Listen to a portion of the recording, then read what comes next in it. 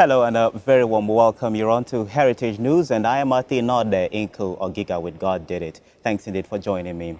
Now in today's edition, our sister Yvonne Ogboma gets a second chance to life in what can be best described as God's overwhelming show of mercy.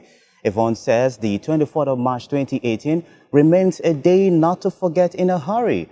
But what was it that happened on that day which made it particularly special for our sister?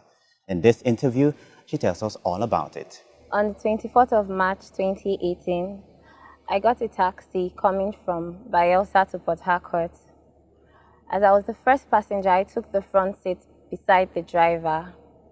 Not quite 10 minutes later, the car was filled up, but there was an elderly lady behind me that kept on complaining that she couldn't sit at the back and she wanted to take my seat in front. I acted like I didn't hear them because my ears were plugged, but I could still hear. She kept on urging the driver to ask me to leave the front seat for her, but the driver refused. So she came to me directly and she asked me to leave the front seat for her. I acted like I didn't hear her because my ears were plugged.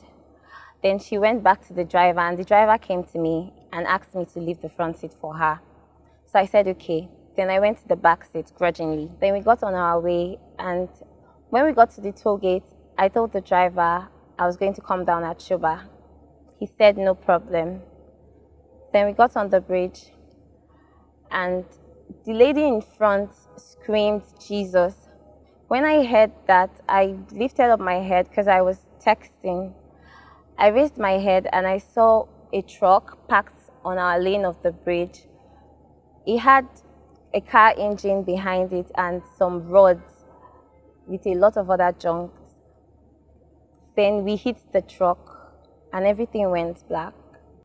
Now, our sister sustained a number of injuries from the accident, including a very complicated fracture, but testifies today that there is indeed a lot to be grateful for. I was trying to get out of the car when passers-by rushed to our rescue.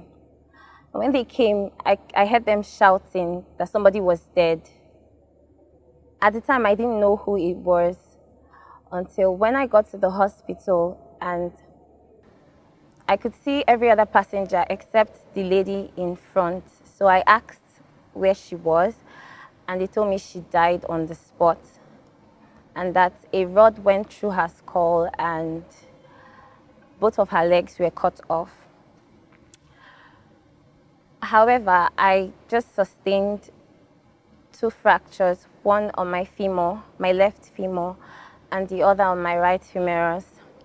I had to go in for surgery 1 week later, and they had to put implants to put my bones together. After the surgery, everything went well. I healed perfectly, and I was good to go home.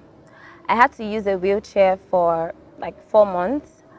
But after that, I was able to walk by myself again and I was able to use both my hand and my leg. I just want to thank God for keeping me alive because even sitting behind the lady, the rod went through the chair still and it could have gotten to me, however.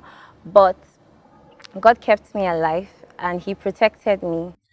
This indeed must be the doing of our God, and it's definitely marvelous in our eyes. But that's the much we can take today on God Did It. I am ATENODE, INKO, OGIGA, now returning you to Hugh Honor, who is set to tell us more about the premarital class. Hugh, is back to you now.